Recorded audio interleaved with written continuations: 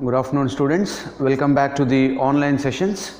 Right now, in the today's class, we'll try to complete the propagation of the TE mode through a rectangular waveguide. Okay. So, in the last class, we have seen the propagation of TM mode waves through a rectangular waveguide. Now we'll just brush up with the TE mode waves in a rectangular waveguide. So as I was talking to you, once if you find out for one mode, say for TM mode, you can directly make the substitutions for the TE mode as well. Okay. So first of all, what is the first step that you have to find out? That in the case of the TE mode waves in rectangular waveguide, what is the condition that you have to bother about? The condition is that Ez is equal to 0, Hz not is equal to 0. Transverse electric means what? Electric field is transverse to the propagation of the wave along the z direction. So since electric field is transverse to the direction of propagation, this Ez becomes equal to 0 and Hz is not is equal to 0. That means in TE mode wave propagation, Hz, that is the magnetic field, is going to exist in the waveguide, right? So therefore Hz component will be not equal to 0. Now how do we get Hz now? We will be getting Hz by applying the boundary conditions. So in the last class we have got the equation for Ez. That means in the case of TM mode, if you remember TM mode, in TM mode Ez is not equal to 0 and Hz is equal to 0.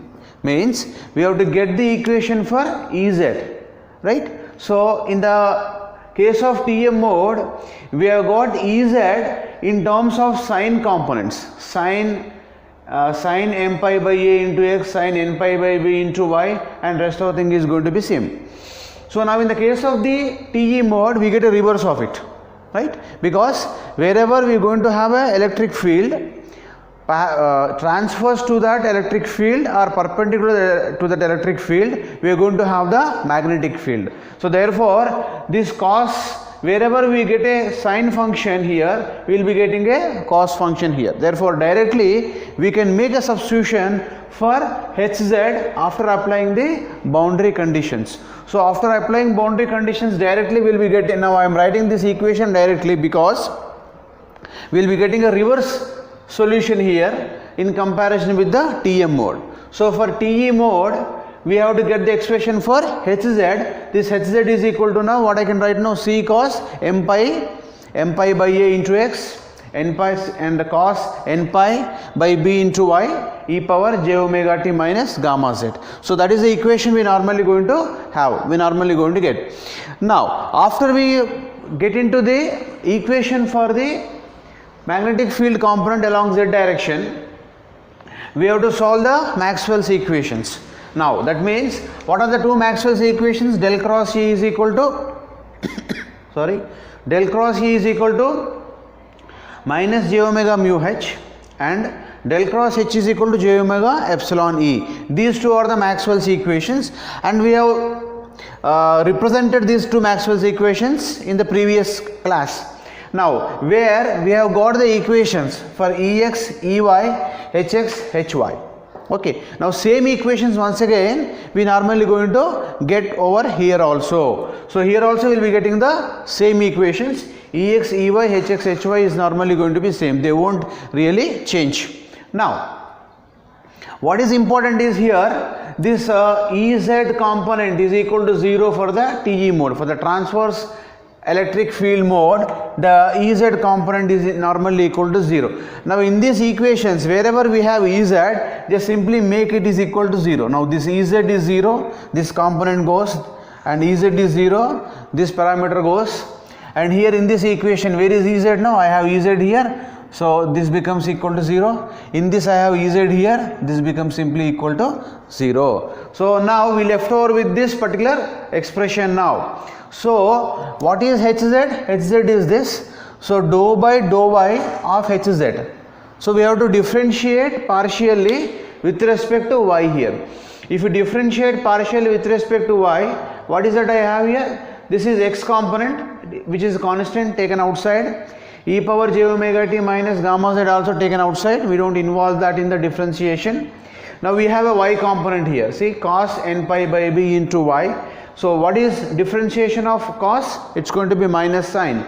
So we will be having here minus sign and rest of the thing is going to be same. So now we can expand this equation as what now? This Ex we can write as equal to C. This n pi by b will come out. So I can write this as n pi by b into cos. This remains as it is, into cos m pi by a into, what about this now? It becomes sine now, sine n pi by b, okay, into y into e raised to j omega t minus gamma c.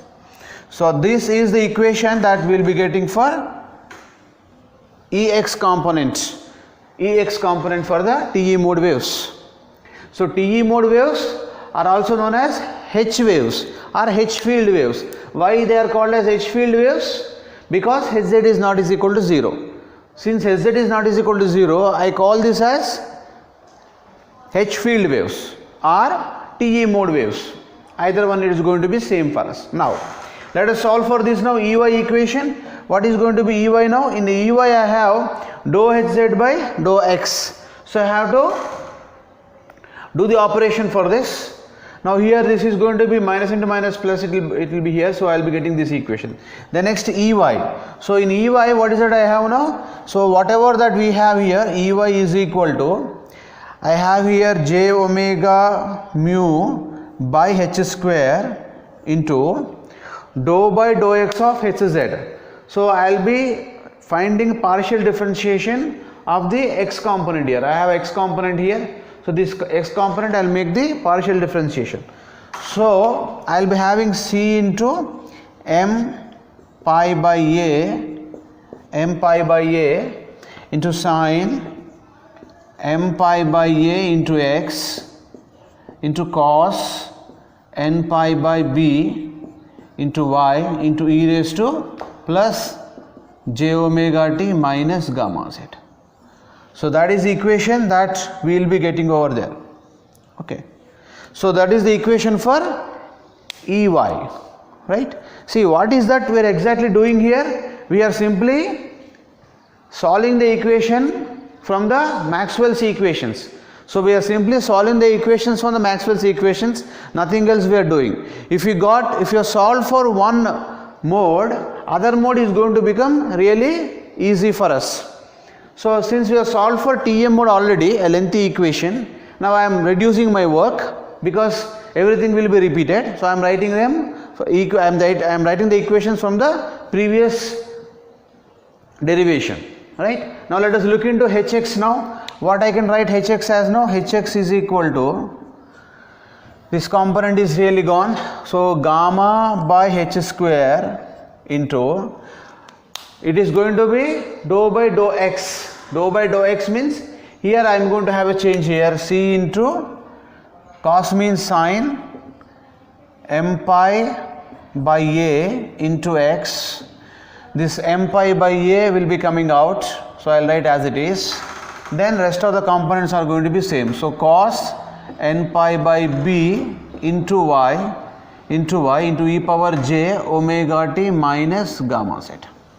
So that is the equation that I will be getting for Hx. Then next finally Hy component. So what about Hy I can going to have now?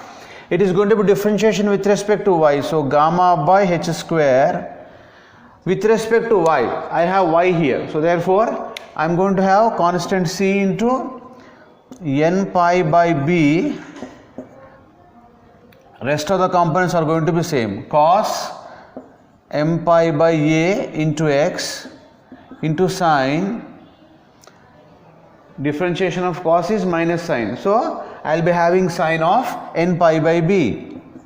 Sine of n pi by b of y into e power j omega t minus gamma z. So this one is going to be the equation for the Hy field. That means magnetic field along the y direction. So like this we will be getting the four equations, two for electric field and two for the magnetic field. Let us start going for analyzing these particular equations in terms of existence of the modes. Now what I was talking to you regarding the modes, modes means what? We will write TEMN mode, TEMN, right? So TEMN, so I can write this as TE00. So if M is 0, N is 0, what will happen now? No field is going to exist. See here, in everywhere we either going to get N pi by B or M pi A, will be either getting N or M in the equations. So therefore if both are 0, then definitely all the components are going to be 0. So therefore I can write here as Ex, Ey, Hx and Hy would be equal to 0. And finally I say that this mode TE00 does not exist. This mode does not exist in the waveguide because all the field components are zeros in this particular mode. The next mode is going to be what now I am looking into. So therefore TE00 mode does not exist in the rectangular waveguide. Now next one is going to be TE01 or something like TE10. Okay, so the next one is going to be TE11, say for example TE12 and so on modes. Let us test these modes now. So let us look into this mode now. So TE01, TE01 means what? This is going to be M, this is going to be N. So M is 0, N is 1. Now let us look into here now. If M is 0, so I will just look into this equation now. Let us write the components here. If M is equal to 0, in this equation if M is equal to 0, what is cos 0? Cos 0 is 1. N is not 0, N is equal to 1, so this is normally going to be there, and as N is 1, sine component is also going to be there, therefore Ex is going to exist. Then let us look into Ey component now. Ey, M is equal to 0, see here now, Ex is existing now, Ex will be there. Now I will be writing the components whatever which are there now. Ex is there, what about Ey? Ey is M pi by A. This entire equation is multiplying with N pi by A, but M is equal to 0. Since M is equal to 0, Ey is equal to 0. That is not going to exist. Let us come to Hx now. In Hx, M is 0. M is 0. Therefore, Hx is also equal to 0. Let us go to Hy now. In Hy, N is 1. M is 0. So Hy is going to exist. Hy is going to exist. So Ex component is there now, Hy component is there now. Since these two components are there, this TE mode is going to exist. TE mode is going to exist in the waveguide. Let us look into now this mode now, TE10 mode. In TE10 mode now reverse is normally going to happen. N is 0. N is 0 here means Ex is not going to be there here. So what about this one now, Ey? Ey is going to be there because N is 0. N is 0 means cos 0 is 1, M is 1, so that is going to exist. So Ey component is going to be there. Then let us come to the Hx now. Hx component is there. N is 0 here. N is 0 means cos 0 is 1. So Hx component is there. So Hx component will be there. Let us come to Hy component. Because N is 0, Hy becomes equal to 0. So these two components are going to present in the waveguide. So therefore, because these two are there, we say that this particular mode is also going to exist in the waveguide. Right? Now anyway, if both are non-zeros, then 100% all the modes are going to exist in the waveguide. So that means these many modes are going to exist in the waveguide. It is these modes is something like analogous to the harmonics. Already we discussed about the generation of harmonics from a transistor device. See, when you allow some, say simple, when you allow a single frequency signal through a transistor or through a diode, then the output is going to be fundamental signal plus various harmonic frequencies. Similarly, here also we are going to have different types of modes which can be propagated through the waveguide. So now in the TE mode is going to exist for all the modes from TE01, 10, TE11, TE12, all these modes are going to exist in the waveguide, whereas TE00 mode does not exist in the waveguide. Unlike TM mode, in TM mode which modes are going to exist? TM11, that means the modes are going to be from TM11, modes are going to exist in the TM mode. What about TM00, 01, 10? They really does not exist in the waveguide. So that is what the difference between the TE mode and the TM mode wave propagations in the waveguide. Okay. So with this we have completed the basically the derivative part of unit 1. Next we will come to the problematic part of the unit. Sometimes in the exam he is asking us problems. By giving some statements, he is asking us to solve the problems. Now today what we will do now, we will try to make some derivations. We will try to derive some derivations. Now for doing problems, we have to go through the derivation. The important derivation we have in the syllabus, that is called cutoff wavelength and cutoff frequency of a waveguide. So what is cutoff wavelength? It is going to be called as lambda c. It is known as cutoff wavelength. It is known as cutoff wavelength. Lambda c is known as cutoff wavelength, and FC is known as the cutoff frequency. FC is known as the cutoff frequency.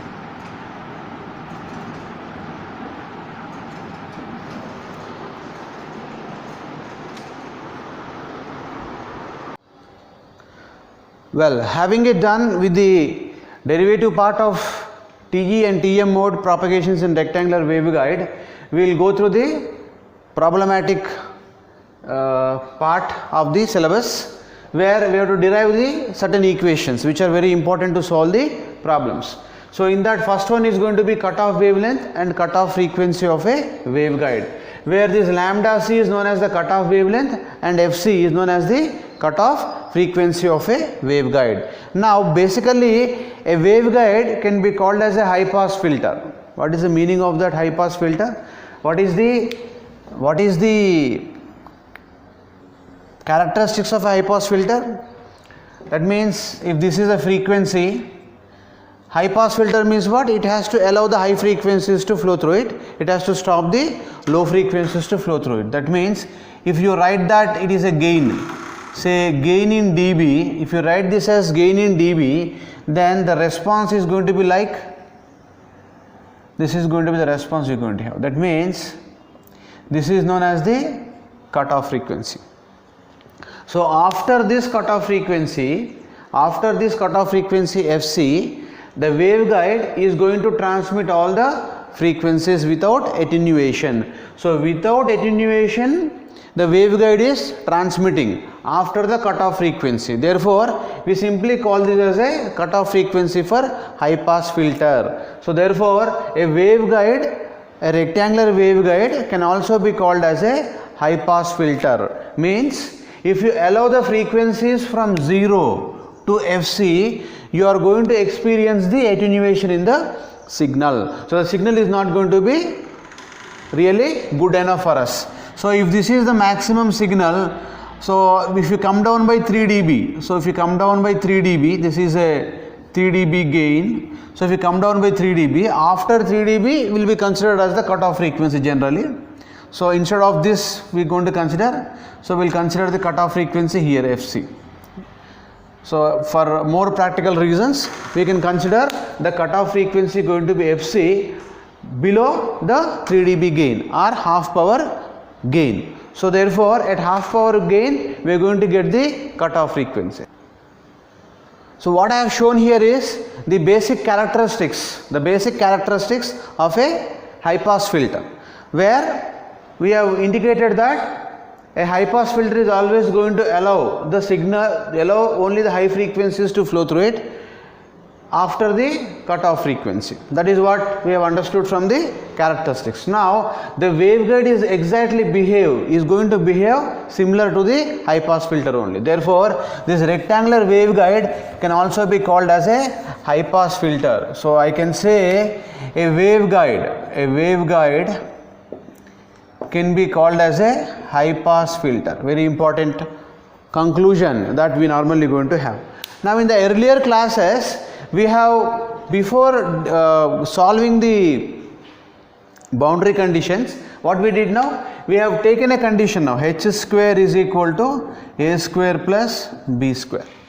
So we have brought this in this format, h square is equal to a square plus b square format, that we have simply brought the equation into. Alright, so what is h square exactly?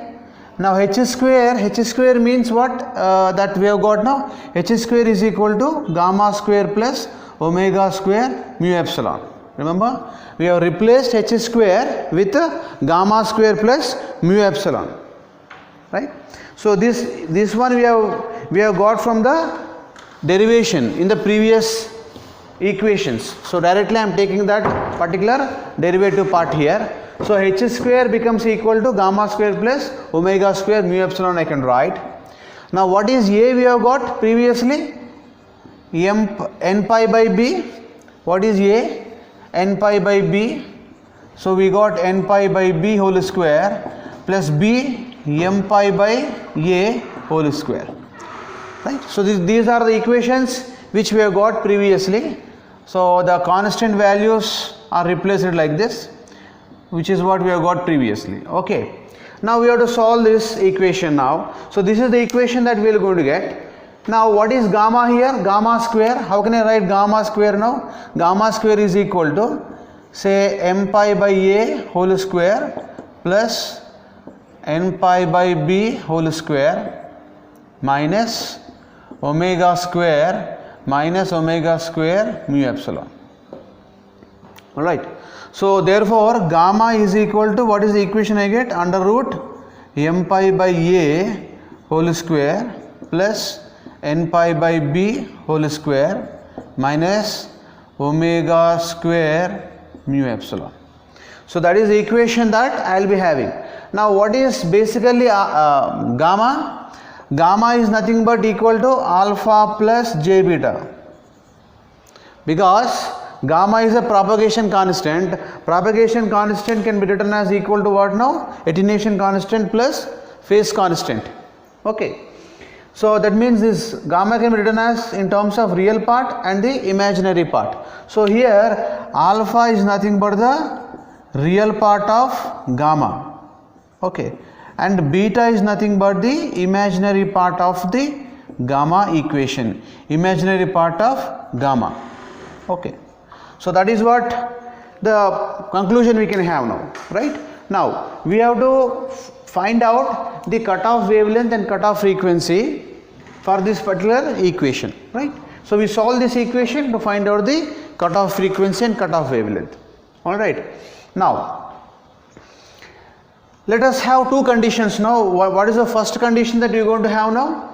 What is the first condition that I am going to have now? Say characteristics is what we have drawn now previously. We normally going to have such kind of a characteristics fc from 0 to fc. This is the frequency on x-axis. This is gain in dB. Gain in dB I can have. So from 0 to fc, these frequencies are known as the low frequencies. These frequencies are known as low frequencies. Okay, all these frequencies are known as high frequencies. The frequencies above fc are known as high frequencies. The frequencies below fc are known as definitely low frequencies, as far as this particular waveguide is concerned for us. So if you consider low frequencies, first condition, if you consider low frequencies, what will happen? The result of gamma should be a real value. That means you will be getting a attenuation constant. So when you get a real value, when omega square mu epsilon is less than this particular factor. So that means I can write now at low frequencies, what is that I can write?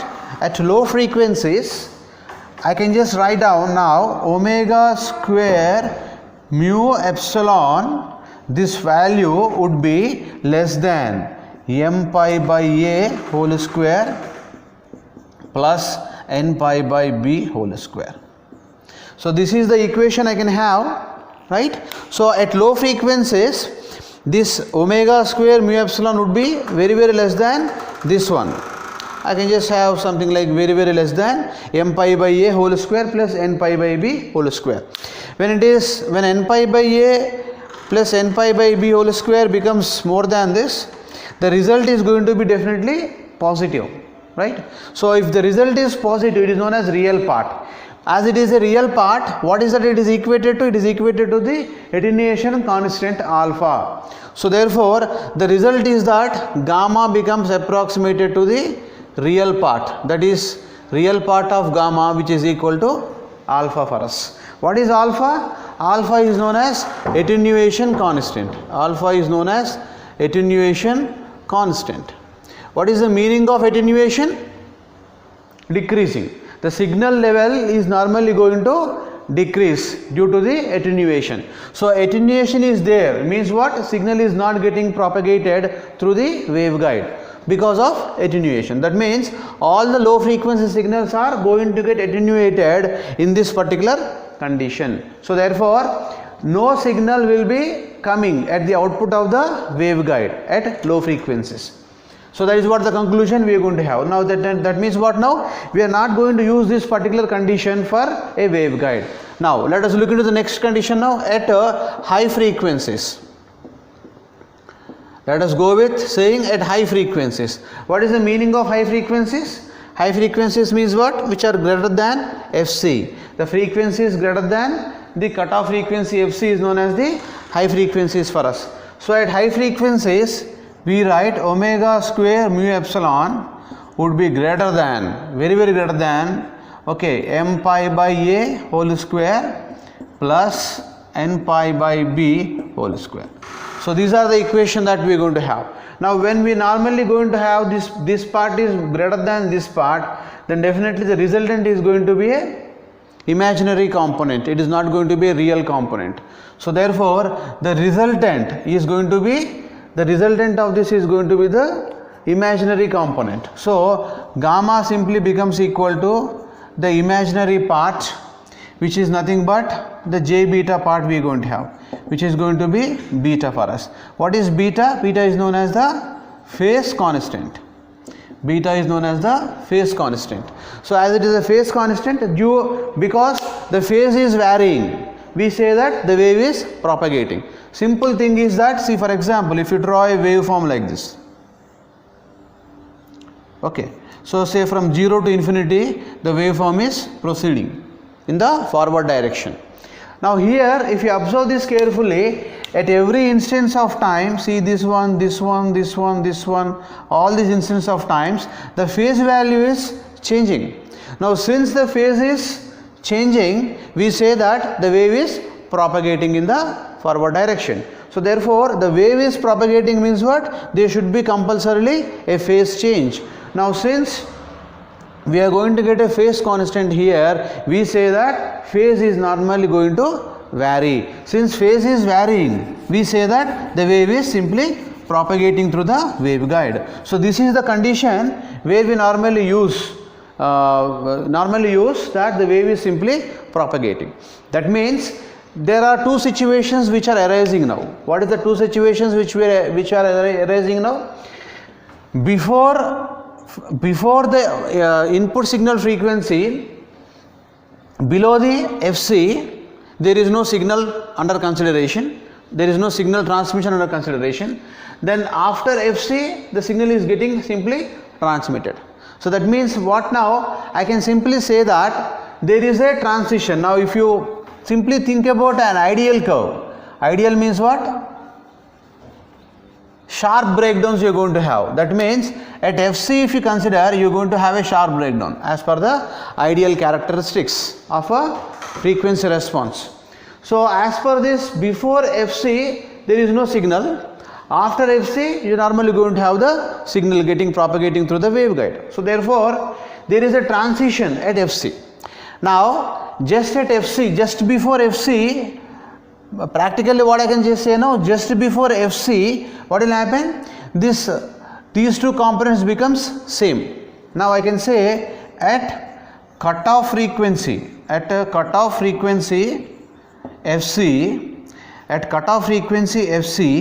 what is the condition I am going to have? Omega square mu epsilon becomes equal to m pi by a whole square plus n pi by b whole square.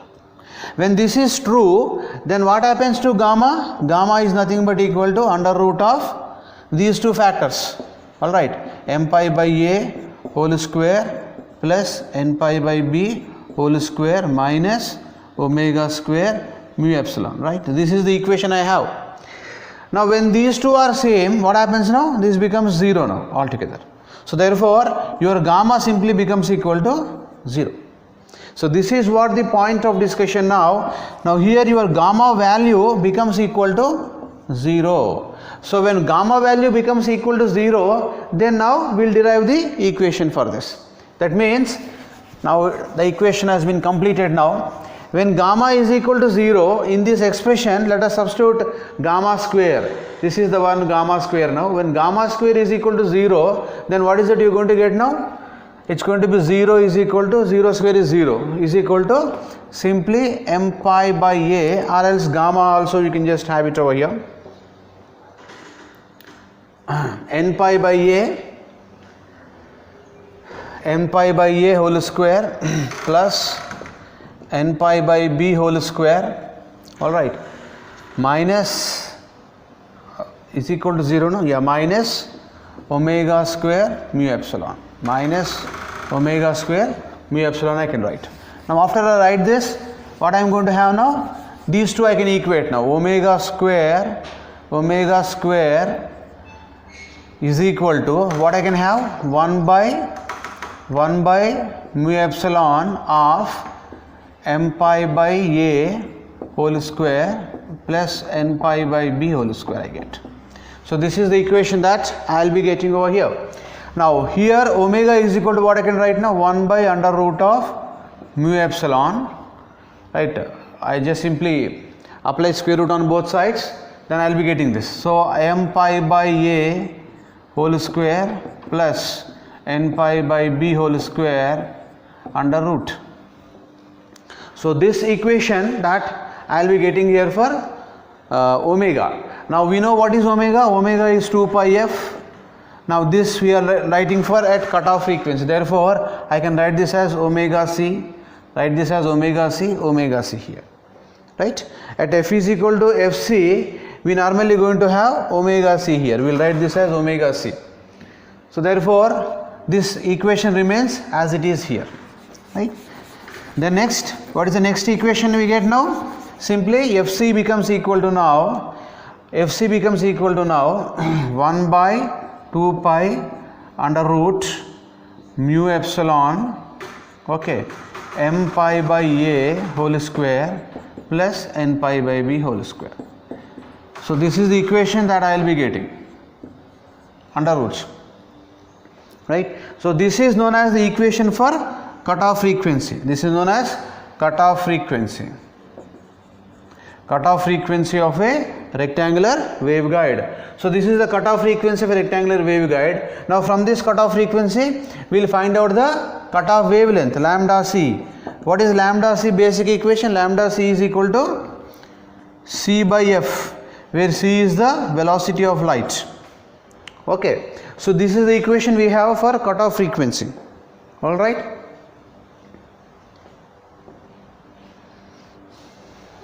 Right. Now what is C actually? What is cutoff frequency? Basic equation that what is that we have got here now? We have to find out this cutoff frequency now. C by nu.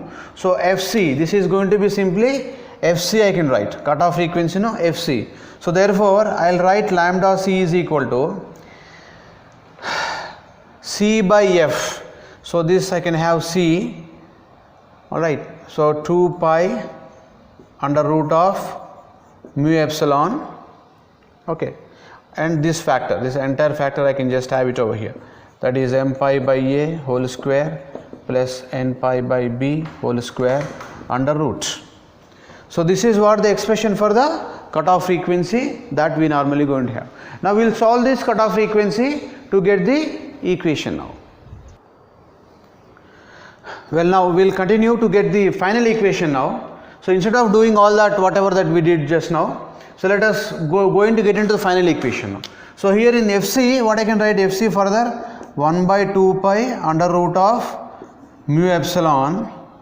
Now here I have a pi square here, see this pi square under root. When I take it outside, I will be having sorry, I will be having pi here. So m by a whole square plus n by b whole square under root I will be having. Alright, so this pi simply will get cancelled. Now this Fc becomes equal to, still what I can write this equation as now, what is 1 by mu epsilon? It is nothing but c, velocity of light equation, by 2, okay, m by a whole square plus n by b whole square, right? So it's going to be under root. Now this is the final equation for the cutoff frequency that we can have. So we have to remember this equation better, because in problems he will directly give us the parameters, he will ask us to find out the cutoff frequency. So having it done with Fc, let us go with lambda c also now. So lambda c is equal to c by f. Basic formula for lambda c is equal to c by f. As we are looking for cutoff wavelength, this should be cutoff frequency. So now lambda c is equal to c by f. What is the value of f? Let us write the equation for f here. F is equal to c by 2 into m by a whole square plus n by b whole square, okay, under root. So this is what the equation that I will be having, okay. So cc will get cancelled, so I can get lambda c is equal to 2 by this factor, that is m by a whole square plus n by b whole square, right, under root. So this is the equation that we will be getting for cutoff wavelength. Now if at all you want to rearrange them, you can still go ahead for rearranging that particular equation. So what is that we can have now? Lambda c is equal to 2 by under root of, so this is m square by a square plus, okay, we will write it, m square by a square plus n square by b square under root. So lambda c is equal to 2 by under root of, I can have now, what is that I can have? A square m square, I will take LCM, so m square b square plus n square a square I will be having. Whole thing is under root, okay. So this one I can write as lambda c now is equal to, when this factor goes away, that means I will be having 2ab by m square b square plus n square a square. Now this is going to be the final equation for lambda c, which is nothing but the expression for the cutoff wavelength. So using this equation we normally going to solve the problems.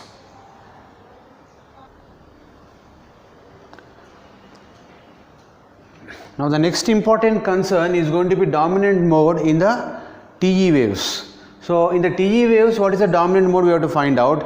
It all depends on the cutoff frequency. Whichever cutoff frequency is really going to be more, means that is known as the dominant mode.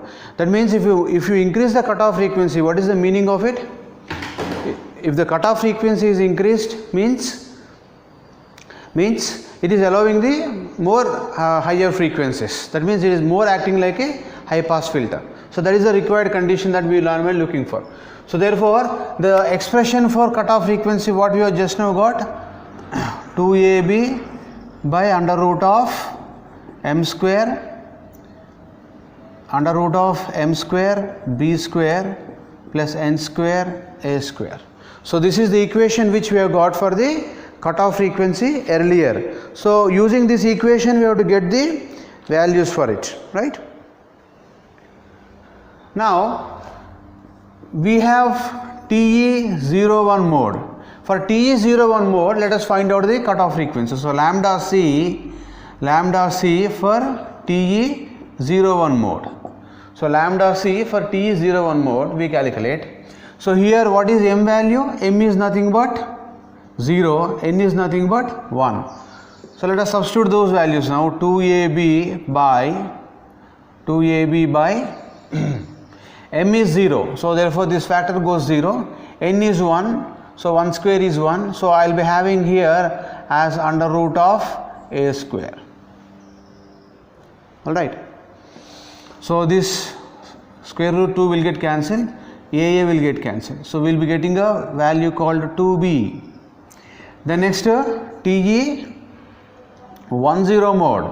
So in TE10 mode we will find out the cutoff frequency, therefore I will be writing TE10 mode. Now here we will write now 2ab by, this is m is 1, n is 0, so therefore I will be having here b square. So these two will get cancelled, this b will get cancelled, I will be getting 2a.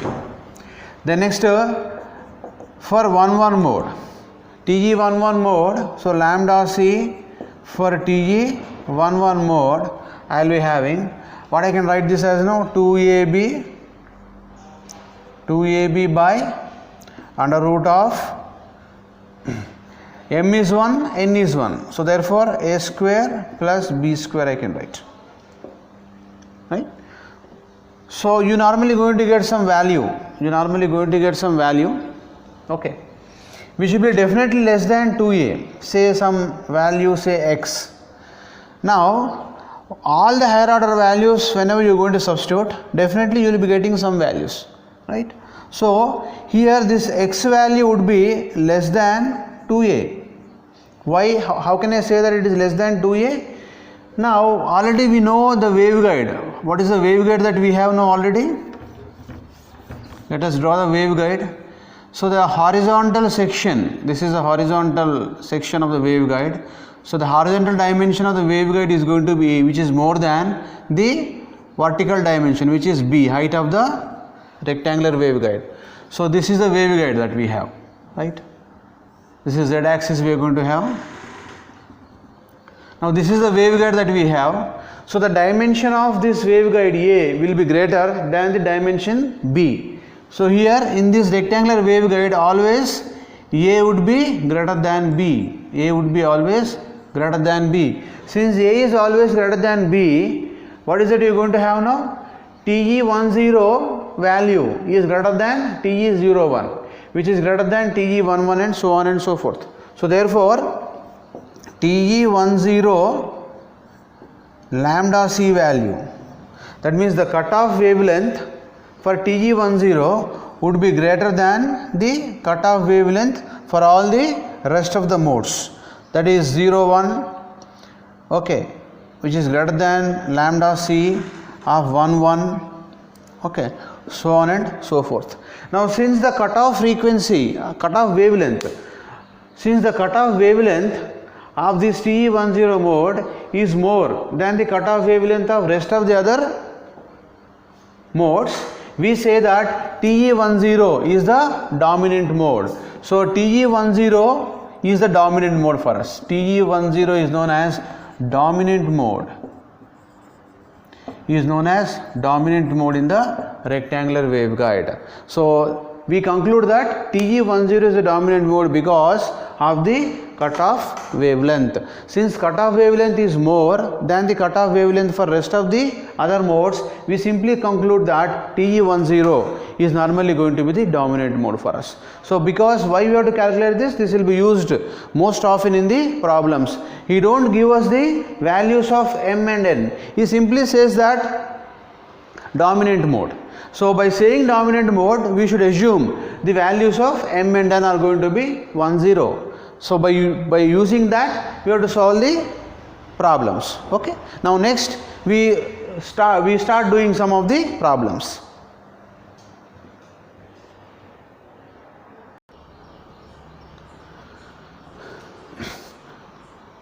Well, now as a practice session, we try to solve one problem based on this particular dominant mode. Okay.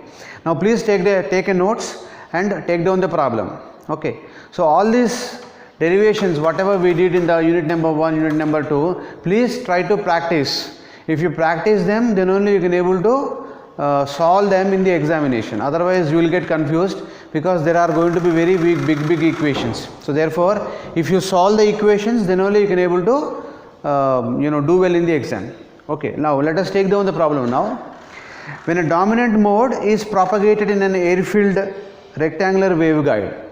When a dominant mode, now see here is what is mentioning now. When a dominant mode is propagated in an air-filled rectangular waveguide, that means what is the meaning of dominant mode? TE10 is a dominant mode. That means when a dominant mode is propagated in an air-filled rectangular waveguide, the wavelength for a frequency of 9000 megahertz is 4 centimeters. The wavelength for a frequency of 9000 megahertz is 4 centimeters. 4 centimeters. Then calculate breadth of the waveguide. So first of all, write down the parameters given. What are the parameters given? The frequency that he has given. What is the frequency? 9000 megahertz frequency that he has given. Okay. So 9000 megahertz, which is nothing but the input signal frequency he has given. Then next, what is that he has given? Guide wavelength he has given. He has mentioned about the wavelength of a guide, so which is nothing but going to be 4 centimeters. Now find out width of the waveguide. Now what is the meaning of width of the waveguide? So our waveguide is a rectangular waveguide. So rectangular waveguide means what? This is the rectangular waveguide whose width is going to be equal to A. So you have to find out width of the waveguide. Now what he has mentioned is, he has mentioned a dominant mode. So dominant means TE10, that's it. You should keep in your mind, dominant means always TE10 is a dominant mode for us. So we should get an expression for the guide wavelength and the cutoff wavelength and the free space wavelength. Now the equation for this 3 is going to be this one.